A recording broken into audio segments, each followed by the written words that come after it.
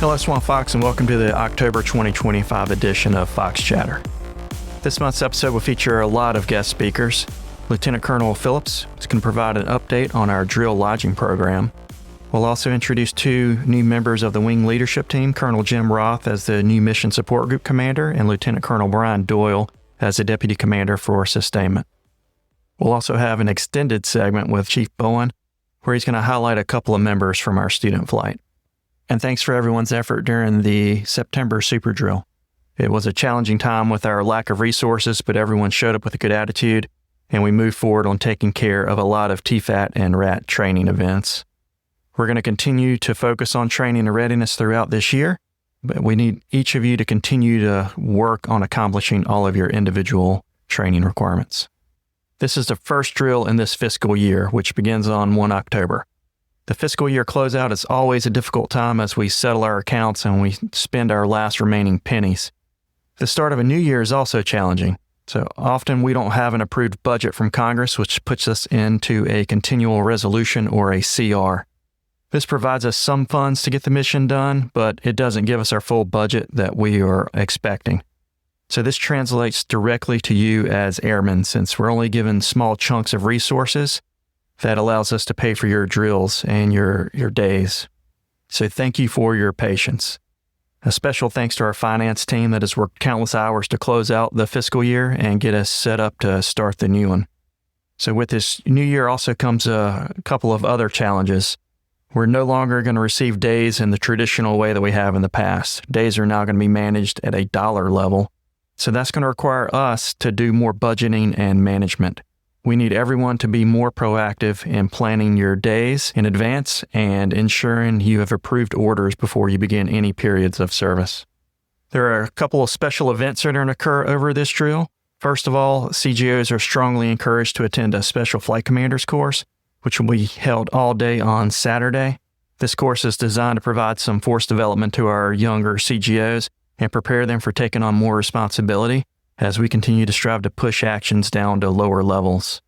Also got a couple of promotions coming up, so congratulations to Senior Master Sergeant Ryan Fodness and Senior Master Sergeant Chad Peebles, as they are promoting to Chief Master Sergeants at 9:30 in the 245th Auditorium. Both of those are very well-deserved promotions, and we look for them in their new leadership roles at security forces and also in the command post. It's also going to be an Operations Support Squadron change of command on Saturday at 10:30 in the hangar. Lieutenant Colonel Jake Scott's going to relinquish command to Lieutenant Colonel Taylor Roach, so please thank Shooter for the great job he's done as the OSS commander, and welcome Smoke into his new leadership role. Two other events to cover. The annual Foxtrot Warrior Run is going to be held on Sunday at 0800. This event's going to be again at the pond site, and it's going to have a 5K and a 10K run or walk option. It's a $30 fee to register, and all of those proceeds are going to be donated to support veterans in need. The event's going to happen rain or shine, so come out and walk, run, or just donate money to get a t-shirt and support a great cause. The Chiefs Council is also holding its annual golf tournament on 20 October at Beach Creek Golf Course in Sumter. All the money raised from this event is going to support airmen with unforeseen circumstances and gets returned directly to supporting our Swamp Fox airmen. So if you're interested in golf and want to attend that or support that event, then please reach out to any of the chiefs. An email's already been sent out, but you can ask any of them for more details if you need them. Our next guest today is going to be Lieutenant Colonel Rachel Phillips, who's going to give us an update on the lodging program. Thanks so much, sir, for that introduction. I really appreciate it. We are expecting the lodging OI to be signed, and we are going to have some changes for the wing. Due to some of our fiscal challenges and more expensive contracted hotels, we have made some adjustments to the lodging program. So we do anticipate that we are going to be using McCready as an additional hotel for us. So our plan is to bill at student flight, primarily at McCready, and then it'll also be an overage location for us in addition to our contracting hotels. We do have an issue in Columbia specifically with getting double occupancy rooms. They are a hot commodity. And of course, we are billeted at a government rate with those hotels. So sometimes those hotels do sell out of the doubles. So we really are dependent on McCready as an alternate location for us. We are anticipating the mileage for one night of lodging to change from 65 miles to 80 miles or more. And then mileage for 2 nights will change from 125 to 135 miles or more. So that does affect some of our Swamp Foxes. We'll obviously ensure that we talk to the lodging reps and the commanders about those changes and what those look like. And the lodging reps will get with their members over drill to ensure they're ready to go for November. We are going to be requiring master sergeants and below, as well as lieutenants, to double billet. This does affect the rate that we pay based on double occupancy. So we have to ensure that we are being good stewards of our resources, and that will allow us to save more money as we experience some financial challenges with the hotels increasing their rates, and then a decrease in our budget that we received this year. Another thing to note is that makeup drills are actually going to have to be approved for lodging through the lodging rep and the commander. We will be using McCready as the primary location for all makeup drills. However, if McCready is occupied, we are going to reach out to the contracted hotels, but there is going to be a process for that in the lodging OI, and people will need to make sure they follow that in order to have their lodging paid up for their makeup drills. One thing to make clear is we don't anticipate any changes for our October drill timeframe due to the lodging OI being routed and then reviewed and signed by the wing, but these changes will take place and be in effect for November drill. We'll ensure that the lodging reps are prepared with this information and able to discuss this over drill with people. Thanks so much for letting me talk on the podcast, sir. I really appreciate your time. All right, our next guest is going to be Colonel Jim Roth, who is our newest Mission Support Group commander. So, Jim, welcome to the podcast. Tell us a little bit about yourself. Thanks, Trip. It's awesome to be here. I have been a Swamp Fox for about 32 years now, which by my calculations, that's about 60% of my life that I've been out here at McIntyre. And over the course of that life, I have been lucky enough to be a military dependent. I've been active duty Air Force. I've been a traditional guardsman, a full-time guardsman, an enlisted guy, an officer. I've been a wing guy, a SCANG headquarters guy, and most recently a member of the TAG's joint staff. So all the things and all of those different roles have been exciting and challenging and rewarding in their own ways. I grew up over at Shaw. Dad was career Air Force crew chief, retired as a chief master sergeant. I enlisted in '89 with the active duty, mostly in Germany, public affairs back then. Came out here to McIntyre in 1993 and was traditional for about 18 years. I had a civilian career back then in public relations, working for Columbia area nonprofits and healthcare. I commissioned about 25 years ago, public affairs officer here at McIntyre, came out here full-time 10 years after that, was executive officer for a couple wing commanders, went downtown to be executive officer for the adjutant general. That was Major General Bob Livingston at the time. Then I spent 4 years as commander of the 169th Force Support Squadron here at McIntyre, back to headquarters as State Director of Personnel, interim Director of Staff, did Air War College in residence, came back, took over the SPP, the state partnership that we have with the Republic of Colombia, and then just wrapped up about 4 years as the TAG's J5 or Director of Strategic Plans and Policy. If, though, I had to sort of choose what has been my most rewarding experience so far, it is definitely the opportunity to deploy with about 100 of our Swamp Fox just a couple years ago to PSAB, where we stood up the Air Force's first expeditionary air base, and I had the privilege of serving as the commander of the 378th Expeditionary Air Base Group. Yeah, you have a wide range of experience, over your 3 decades of service. So that makes you perfect for becoming the Mission Support Group commander, in my opinion. So the Mission Support Group is almost a Swiss Army knife. You have a wide range, the widest range on the base of people and missions and AFSCs that you support. I think you're the right guy for the job at the right time. Yeah, well, thank you for that.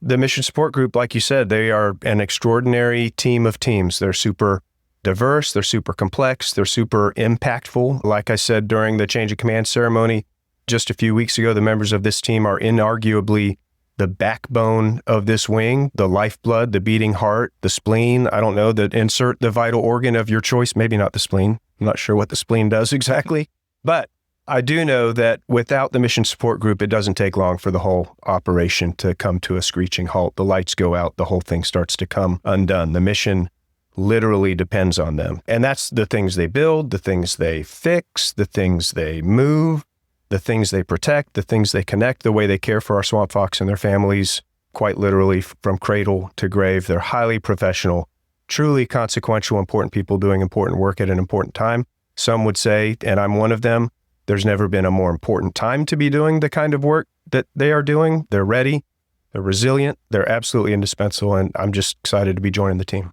Yeah, and the other thing you mentioned was the XAB. So you got to go downrange and see how a deployed combat wing structure operates in the real environment. And now we're being tasked to translate that into our home station environment as we become a deployable combat wing in garrison. Your experience downrange is vital to helping us form that, because we don't really, we're kind of figuring it out as we go. Mm-hmm. Everyone is. So where do you see the mission support group in this? Yeah, so the Air Base group that I commanded downrange was sort of a mission support group on steroids. It was all of the typical squadrons that belonged to the MSG. So we had, of course, communications, civil engineering, force support, logistics readiness, and security forces, as well as a contracting squadron. And then add to that the maintenance squadron, the operations support squadron, and the medical squadron all belonged in that group as well. That was a great opportunity for me to test drive this thing and learn a lot while I was over there.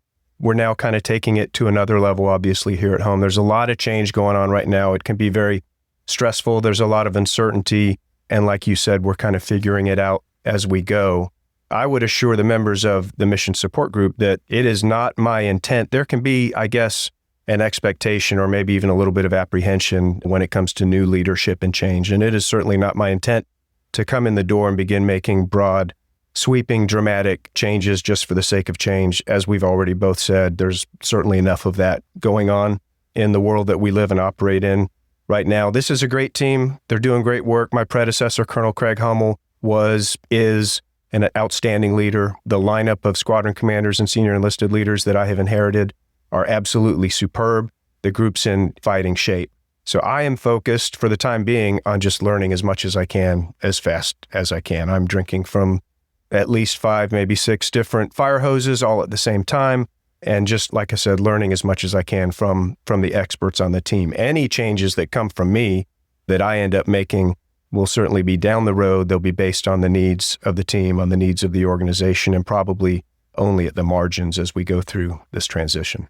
Yeah. Well, Jim, welcome back to the wing from downtown, and we look forward to seeing where we can go from here. Thanks again for the opportunity to be here with you, Trip. I just wanted to say before I go, this podcast, I am a huge fan. I listen to it every month. I would encourage anyone who's listening right now to please tell their friends and colleagues and even their families to do the same. This is such a fantastic tool to be able to start our drill weekends with this sort of opportunity to recage, understand what the current focus is. It just makes a tremendous difference, I think, for our members. So congratulations and thanks for keeping this going.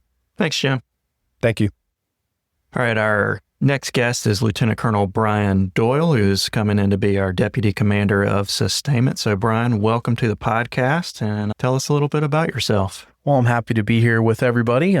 So a little bit about me. I grew up in West Palm Beach, Florida. I had a strong interest in aviation and motorsports growing up. I always liked the fast machines, and it was always exciting to see the skill needed in those as well. So I always gravitated toward aviation. I participated in 4 years of junior ROTC in high school down in Lake Worth, and that was a game changer for me for that time in my life, and it's a great experience. After high school, I attended the University of South Florida and Air Force ROTC and graduated and commissioned after 4 years. Forever thankful for the Air Force. I did my best the first year, and my family as well, and they picked me up on a 3-year scholarship, so that allowed me to go into the Air Force after that.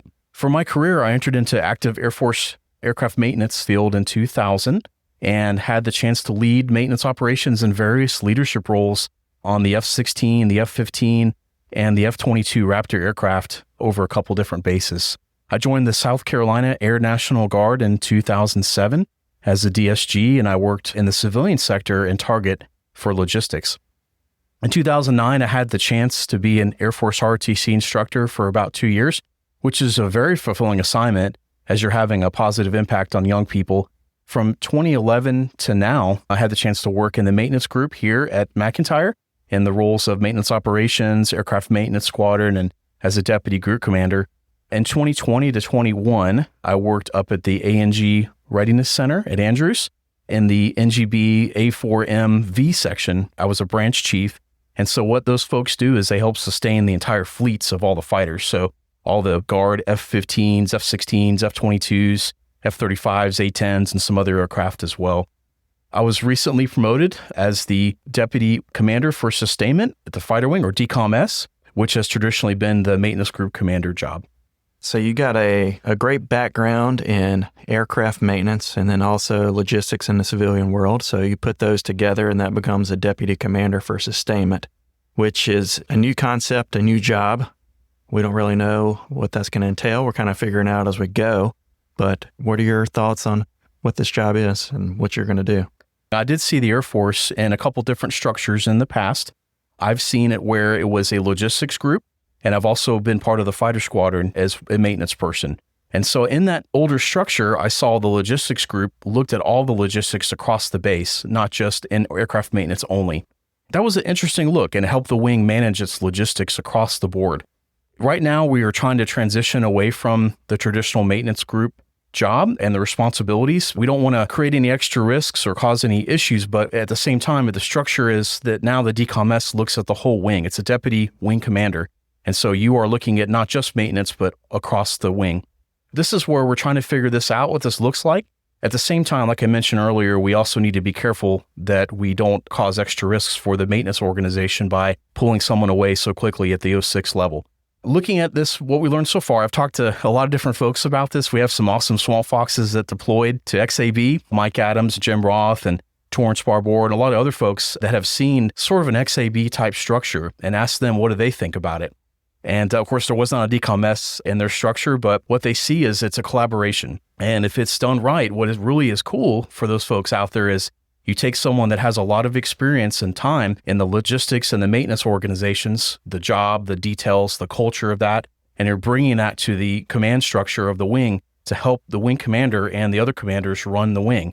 So as Colonel Bose has mentioned and a few others, you're not just worried about maintenance, you're looking at everything across the board. In that structure, you can take that experience and culture and work with other commanders and try to find solutions to logistics across the board. For an example, if in the LRS squadron there is a problem with aircraft parts or maybe a refueler versus the traditional commander, such as Colonel Roth working it only with his commander, he can have someone like me step in as a logistics person and as a sortie generation focused person and take that on as well. And so maybe it's 2 06s going after the problem or one, and while Colonel Roth can do other things within the support group. So that's what it looks like for now. Again, we're trying to figure out how to set this path for the wing, and that's how we're doing it so far. Yeah, it sounds great. And what's important to note is it is an 06 level position, and you had a certificate of eligibility to be an 06, so you were already approved for promotion. But unfortunately, based off the timing and how all this kind of fell out, that expired. And unfortunately, the process is we have to start it all over again. So I appreciate you stepping up to do this, and we'll get you promoted as soon as we can make that paperwork go through. But we look forward to having you. Thank you very much. As I told Colonel Bose too, it's definitely an honor to be asked to come to the wing level. I treat it very seriously, and I think what I love is being able to take my experiences from with you out there, all the folks I talked to in the past, and be able to bring that to the wing and help lead the wing as well. The last plug I was just going to mention, the world's kind of a turbulent place. It always has been, right? But right now, there's just a lot of stuff going on in the homeland and also across the world. If you feel like you are struggling with things, make sure you're talking to fellow Swamp Foxes about it. We have some great resources on the base, such as the chaplain's office, and we have Rico and his team. So please take care of each other. I, as well myself, a lot of people ask me how I handle stress. I rely a lot on my faith, and that's glad to talk to you individually about that if you'd like. But you have to find ways to make sure that you take care of yourself. We're a family as Swamp Foxes, and so we got to make sure we take care of each other and support each other, as crazy as the world gets and things. All right. Thanks, Brian. Appreciate it. All right. The next guest is Chief Bowen. We got him back for his monthly visit. Chief, welcome back. Well, thank you, Colonel Bose, for letting me have a little bit more time on this month's podcast. Today, I'm really excited to have 2 members of the student flight with me. I'm going to let them introduce themselves and what career field they're going into. Thank you, Chief Bowen. My name is Airman Miles Halleck. I'm Airman First Class, be going into Fuels, or POL as it's known on base. Fantastic. And? Thank you, Chief Bowen. My name is Mark Arthur Fevrin, Airman First Class, and I'll be going into Cyber to fleet NCC. Outstanding, outstanding. Airman Halleck got a tremendous bonus. How about your career field? Unfortunately, there were no bonuses that were offered at the time, but it's basically within the cyber field, something that I enjoy and wish to pursue in my own career. So it was kind of just no-brainer to continue with that. Okay, fantastic. So this question is for both of you. What brought you to the Guard? Coming to the Guard for me was a decision that I've made after a good amount of soul searching on my part in my early 30s, and decided that it was time to give back to my community. I had a pretty fortunate upbringing. This point, my moral belief is that if you have the capability, you have the obligation to those around you to do your part and give back. And that's exactly what I wanted to do with the Guard. That is phenomenal. Kind of similar to Airman Halleck. I'm in my early 30s, and I've also believe in basically my civic duty. I've been wanting to give back and serve in some capacity. And through my research, I eventually found the Air Guard, and they haven't looked back since. That's great. And hearing that both of you want to give back to your community, the Air National Guard, specifically the South Carolina Air National Guard, is one phenomenal way to be able to do that. But going forward, I know both of you, Airman Halleck, you're waiting on a basic military training date. And Airman Feverin, you're going in November, from my understanding. Yes, sir. We were talking prior to us starting this podcast, you got to start to be able to get there. And I just want to say up front, thank you both. What the Guard brought for me, not saying that it is applicable to the both of you, was obviously a sense of pride, but it gave me direction as well.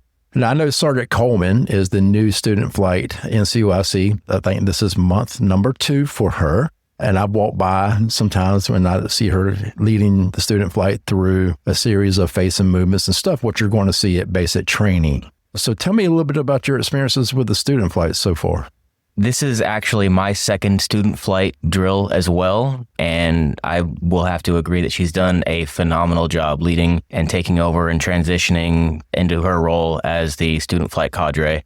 It's been a lot more than even I expected it to be. I really wasn't entirely sure what student flight would be coming in. I knew that it would be some degree of preparation for basic military training, but coming in, like you said, the drill movements that we've been practicing, we've been making sure to hammer in the song, the creed, the core values, learning the facing movement, courtesies, processes, to make sure that we're not too out of place when we do go to basic training and we're prepared when we do go in. There's also a lot more opportunities to do things around base than I really expected. I know that we have the Foxtrot run coming up soon. I also saw that we have chili cook-off coming next month that looks like fun as well. And there's all sorts of opportunities to do all kinds of things and help out around base. Yeah. I've been in the student flight for, I think it's about 7 months now. My first drill was in February for that super drill. And I can say there's generally some form and some level of camaraderie that is always there. And like I say, with Technical Sergeant Coleman joining us, we've been adding more cohesion as a whole to basically what we're doing. And I can tell that basically we're learning tactics. We're repeating things, actions over and over again, similar to what we may experience in BMT. And I feel that definitely helped basically those that, were there for prior leadership, as well as basically the new students coming in. What I would emphasize to you, my hope is that you take this back to the rest of the student flight and Sergeant Coleman. We're only as strong as our weakest link. I know that's an adage that is overly used. In the military, that's a fact. We work and train as a team. You're going into POL and you're going into comm. It's going to take you going into POL to get fuel to the jets. And it's going to take you in comm to make sure that our network is secure. Because you go down, jets don't fly, your systems go down, we can't communicate with outside agencies. So it's all about the teamwork aspect of this. And when you think about the overall military as a whole, you're talking less than 2 to 3% of the nation do what we do. So you're special. You're one of the few throughout the populace of the United States that has made a commitment to the United States to serve and defend. And I know Sergeant Coleman is intentional with her methods that she's using over in student flight with the Airman's Creed, face and movements and stuff like that. And you ask yourself, why? Because it's the small details that matter in the long run. Yes, sir. Yes, sir. We see the big things, but if we ignore the small things become really big things, right? Yes, sir. Do you live in the local area? I live in Greenville, sir. Greenville? I live in Greenville as well. Oh, really? Yes, sir. Awesome. Okay. College? No college yet. That is part of the reason why I did join the Guard as well, was to access the college stipend and be able to pick a major to go into. And I'm excited to start looking into that as soon as I get done with BMT. Awesome. How about you? Yes, sir. I have a bachelor in political science from Coastal Carolina University. Okay. And Myrtle Beach. Yes, sir. All right. All right. Take advantage. Absolutely. Take advantage of the benefits that the Guard gives you, and tell your friends. Once you get in and you start getting into seeing how the program works and you're using your GI Bill and state tuition assistance, take advantage. Master's degree, don't stop, because you will quickly find out once you get back from BMT and tech school, your education on military matters does not stop just because you're back. And I would say seize the opportunity to take advantage of the GI Bill, the state tuition assistance, to continue your education, okay? Because all it's going to do is make you a better person, and it's going to help you make you a better leader as well. And you cannot ask your airmen that you will be leading mission into in the officer side, ask your airmen that you're trying to lead to do some things that you have never done. Don't ask people to do something that you're not willing to go or have done yourself. Any questions to me? Anything about McIntyre? How have you seen the base change over the years? The face of McIntyre itself, obviously a lot of new construction, but we're tremendously better than it was when I first got in. We're more focused on the mission. We're driven towards that mission, and we're determined to make that mission happen. There is no one shop or section or group or squadron more important than the other, because it takes every one of us doing what we're supposed to do in a timely manner to make this mission happen. But change is inevitable. The biggest change I've seen is more focus on the airmen coming in. I can see it in your faces when I'm talking to you that you're determined to make it happen, versus when I came in where drills weren't very structured. You'd come in and not have a whole lot to do. Whereas I had a top 3 meeting with the senior NCOs this morning, we need to make drills intentional because we have to be good stewards of the taxpayers' money. Yes, sir. When you come in, you need to be training. And once you become a trainer, your airmen come in, you'll need to have something planned for them to do. So that's one of my goals, is to continue that trend of not making drill just a place to come out here and socialize. Socialization and friendship building and team building is extremely important in what we do, but so is our training and being proficient with our knowledge of what we're tasked to do as well. Overall, the landscape of McIntyre has changed a lot. But the biggest thing is the people coming in is making it better every day. And you two are part of that process of making us better. And I thank you. I appreciate that very much, sir. Yeah. What else you got? With regards to the socialization and overall generalized culture aspect on base, I know as you mentioned that basically we're more focused on our mission, but more on the general culture overall. Basically, have you seen any changes? Would you say is more positive compared to when you first came in, or is it kind of been growing? I'm a firm believer a culture is what we make it. I've seen a culture change. Truth in reporting, I've been out here over 30 years. You will see McIntyre as a whole is a family, but you can go over to Aircraft Maintenance Squadron and the Maintenance Squadron, and there's a slightly different culture. You can go over to Security Forces, it's a slightly different culture. POL, slightly different culture. Communication, Comm Squadron, slightly different culture. And I think that's a good thing, because ultimately, Aircraft Maintenance Squadron Ops and Maintenance Squadron are going to deploy together. They mold together. Comm Squadron, and you're going to be in support. That's what they call a mission support team. Yes, sir. Going to go with us. I think overall the culture is good. It's good. But there again, y'all going to bring some changes into this, which is good, because I think the more we stay the same, we're not growing. Either you're growing or you're digressing. Your knowledge of what you bring in from the outside, your personalities, your commitment to this South Carolina Air National Guard and the United States of America is going to help us make that culture better. It's not that we're going to stay where we're at. We can't. That's going to be the death of any military who is not growing. We're changing for the better. I can tell you that emphatically. We're a team. Or anything else? I had one more question. If you could give one piece of advice or one thing to impart onto student flight, what would it be? I came from the maintenance group. I'm an aircraft maintainer. And we have a saying over there, it's okay to fail, but fail forward. There's going to be people there to support you when you don't get it right. My ask of the people training you is don't fix it for you. You help figure out the fix, and then they help you fix it. Be a leader, even at your rank coming in, and I will debate anybody who says you're not. If you see one of your peer groups struggling, step in and help. Okay. If you see someone in your peer group going off the rails, going down some path that they shouldn't be going down, get in front of them, change their mind, be a leader. And that's through all ranks. You're going to progress pretty quickly, right? You're going to get into the NCO ranks, and your peer groups are going to change a little bit, but don't ever forget about the people where you used to be. Take them with you. Teach them something. Lead them the right way. I went to a non-commissioned officers academy graduation a few years ago, and the guest speaker said there's no right way to do wrong, and do the hard right thing instead of the easy wrong thing. You're going to have influences pulling on you, coming in, right? And that's your civilian life as well. Just make sure that the right influences that you're following. And that's here as well. Okay. Again, thank you. Your time is valuable, and I appreciate it. I appreciate you guys for your commitment to the United States and the state of South Carolina. It's great having you here. Great meeting you. Basic training's coming up pretty quick, and then there's the tech school. Come back, head down, and keep pounding. Okay. Yes, sir. Again, thank you for your time. Thank you very much, sir.